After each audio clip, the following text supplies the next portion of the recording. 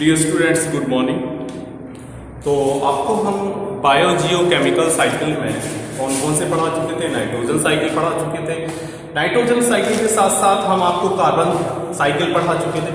आज हम शुरू कर रहे हैं आपको अबाउट द ऑक्सीजन साइकिल। आप जानते हैं कि ऑक्सीजन सभी लिविंग ऑर्गेनिज्म के लिए बहुत ज़्यादा जरूरी होती है for the purpose of respiration. जो एरोबिक रेस्पायरेशन होता है वो किसके थ्रू होगा? By the help of oxygen. तो अगर हम ऑक्सीजन साइकिल की बात करें तो ऑक्सीजन जो होता है हमारे एटमॉस्फेयर में वो कितना होता है? 21%। 21% जो होता है वो ऑक्सीजन हमारे एटमॉस्फेयर में प्रेजेंट है। इसके अलावा it is also present in dissolve form in water bodies. जो वाटर बॉडीज हैं, चाहे वो रिवर हो, लेक हो, ओशियन है, एक्सेट्रा, सभी में ये डिजॉल्व फॉर्म में भी प्रेजेंट होती है और ये हेल्प करती है सर्वाइवल ऑफ एक्वेटिक लाइफ। जो एक्वेटिक लाइफ है, जो वाटर के अंदर रहने वाली जो एनिमल्स हैं, प्लांट्स हैं, लिविंग्स हैं, उनमें ये जरूरी है। इसके अलावा oxygen is also present in combined forms. ये कंबाइंड फॉर्म्स में भी ऑक्सीजन प्रेजेंट होती है, जैसे कि अगर देखें कार्बन डाइऑक्साइड है, वाटर है, CO2, H2O, ठीक है। इसके अलावा जो अर्थ क्रस्ट होती है उसमें भी ऑक्सीजन पाई जाती है as the oxide of most of metals. बहुत सारी जो मेटल्स हैं उनके साथ ऑक्साइड फॉर्म में ये प्रेजेंट होती है। इसके अलावा सिलिकॉन एंड कार्बोनेट, CO3 जिसको कहते हैं, कार्बोनेट फॉर्म में भी होता है। Carbonate, sulphate, nitrate and other minerals में भी ऑक्सीजन प्रेजेंट होती है।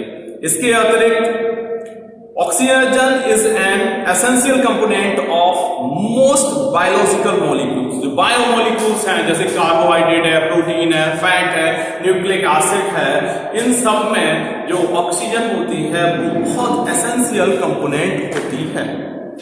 ऑक्सीजन साइकिल की बात करें तो ऑक्सीजन साइकिल जो होता है maintains the level of oxygen in the atmosphere. Atmosphere में ऑक्सीजन का जो लेवल होता है वो मेंटेन बना रहता है by the oxygen cycle. Ozone जो होती है एटमॉस्फेयर में यूज की जाती है। तीन प्रोसेस, ये तीन प्रोसेस हैं, कंबसन, रेस्पिरेशन और तीसरी है क्या क्या हो जाएगा? पहला हो जाएगा कंबसन, दूसरा रेस्पायरेशन, तीसरा थर्ड जो हो जाएगा formation of oxide of nitrogen. Nitrogen के ऑक्साइड जो होते हैं उनके को बनाने में ऑक्सीजन का सबसे ज्यादा इस्तेमाल किया जाता है। जितने भी लिविंग ऑर्गेनिज्म होते हैं, चाहे वो प्लांट्स हों, एनिमल्स हों, डिकम्पोजर्स हों, ये सभी के सभी ऑक्सीजन टेक करते हैं अपनी सराउंडिंग से और इसका यूटिलाइजेशन करते हैं for the purpose of respiration. Respiration के पर्पज से करते हैं। ऑक्सीजन जो होती है फिर से वापस एटमॉस्फेयर को रिटर्न हो जाती है केवल एक मेजर प्रोसेस के थ्रू, और वो मेजर प्रोसेस आप जानते हैं, this major process is known as photosynthesis.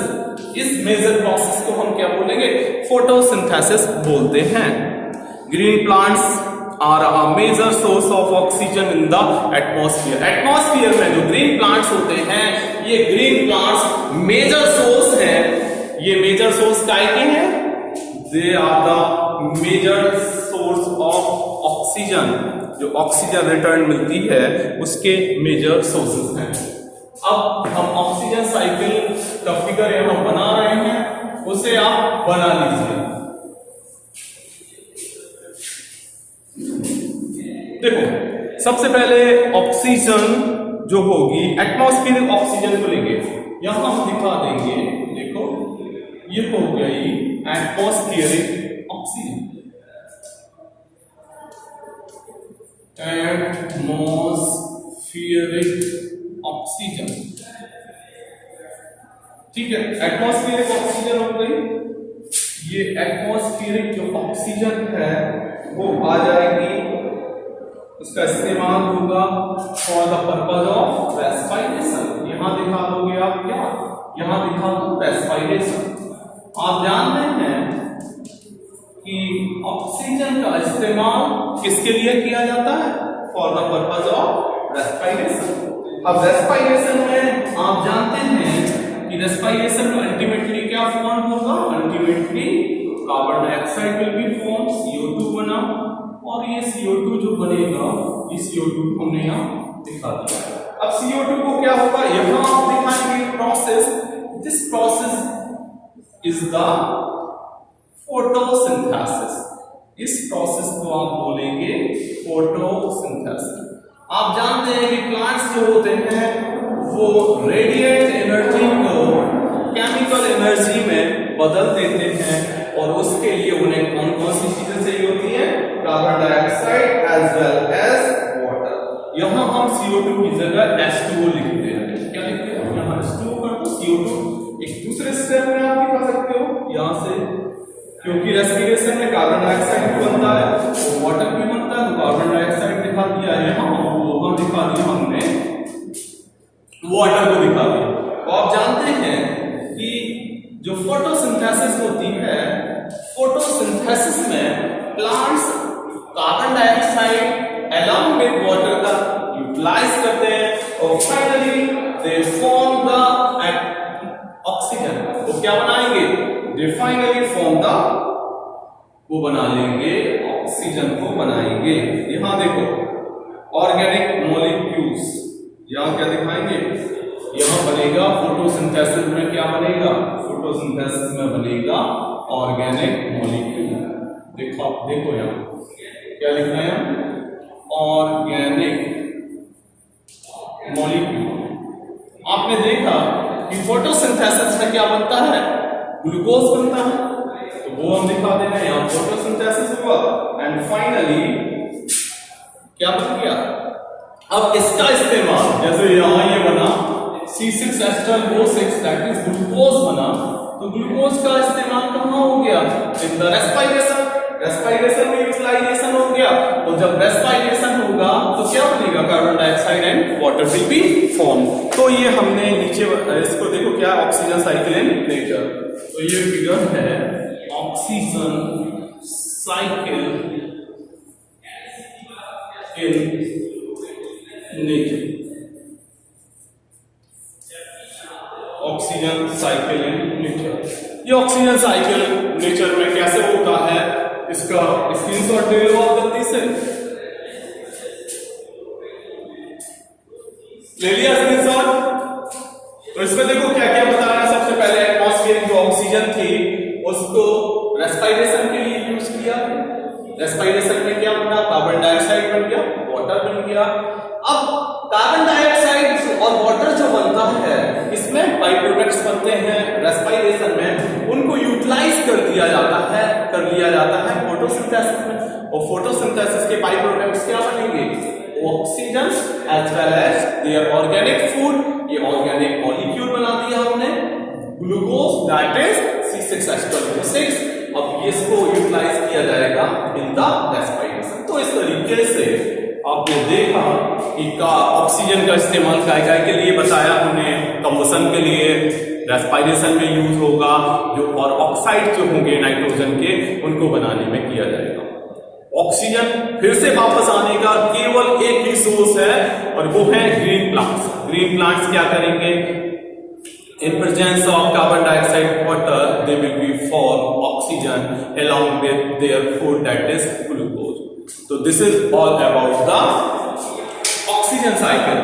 ये पूरा का पूरा हमने आपको बता दिया, ऑक्सीजन साइकिल के बारे में हमने आपको बता दिया। तो ध्यान रखना, इसीलिए ग्रीन प्लांट्स जो होते हैं बहुत ज्यादा इंपॉर्टेंट है हमारे लिए या पूरे के पूरे इस प्लेनेट के लिए। अगर ग्रीन प्लांट्स नहीं होंगे तो ऑक्सीजन नहीं होगी, ऑक्सीजन नहीं होगी तो रेस्पिरेशन नहीं होगा, और रेस्पिरेशन नहीं होगा तो हम कोई भी जिंदा नहीं रहेंगे। अगर लाइफ का एग्जिस्टेंस अगर है, लाइफ का अगर सर्वाइवल है, तो उसके लिए हमें ऑक्सीजन जरूरी है, और ऑक्सीजन के लिए हमें प्लांट्स जरूरी हैं। ठीक बेटा, तो ये तो हो गया ऑक्सीजन साइकिल। अब हम बता रहे हैं depletion of ozone layer.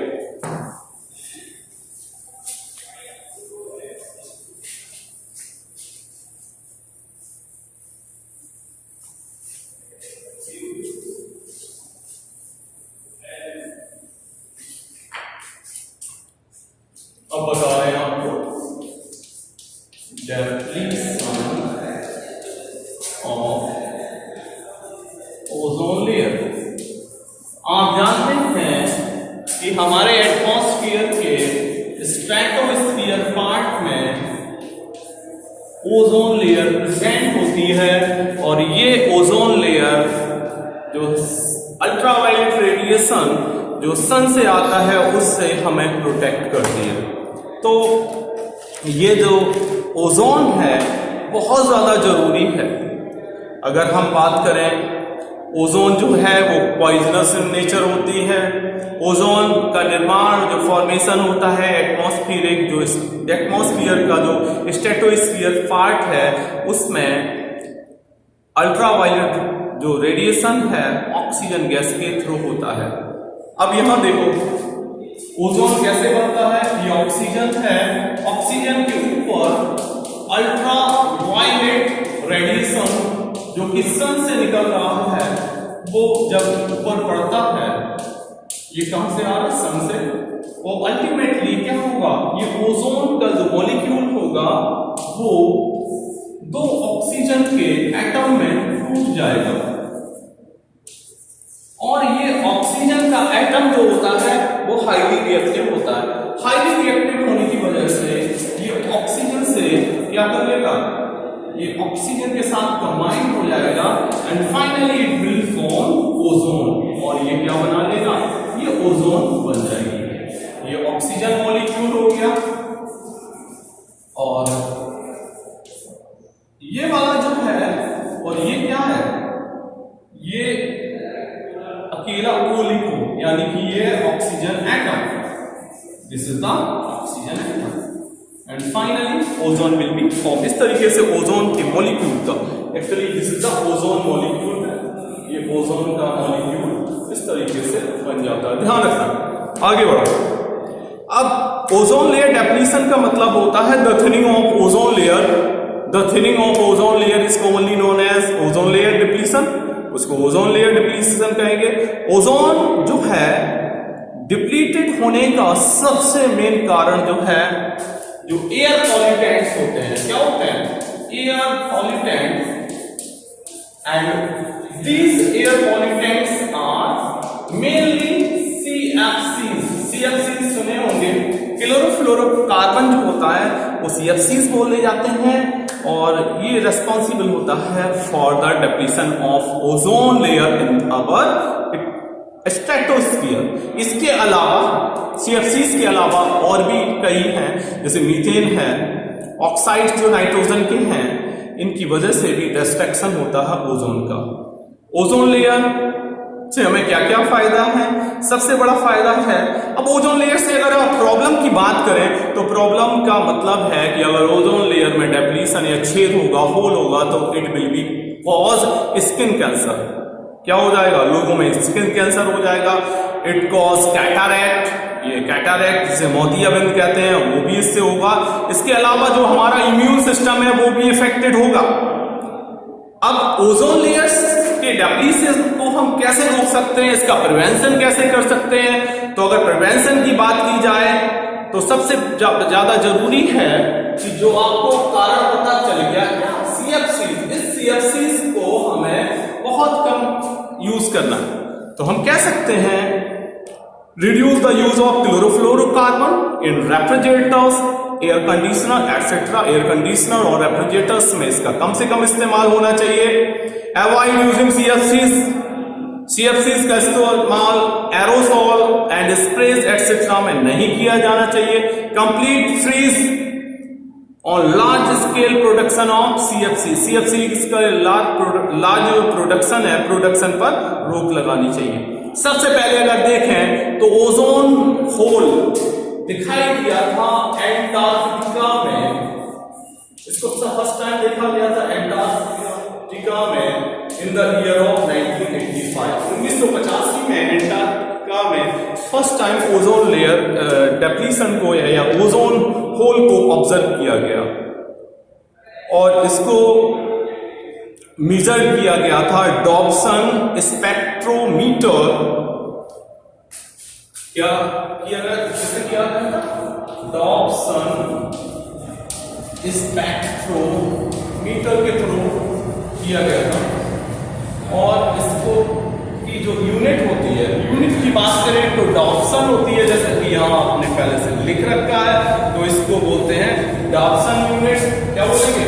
Dobson unit. और जिसको हम बोलेंगे शॉर्ट में DU। आपसे कोई कहे कि जो थिकनेस होती है ओजोन लेयर की थिकनेस को किस में मेजर किया जाता है, तो you must be answer that it is major in the Dobson. ठीक है बेटा, तो आज आपको हमने ozone layer depletion, oxygen cycle complete करा दिया। Thank you so much.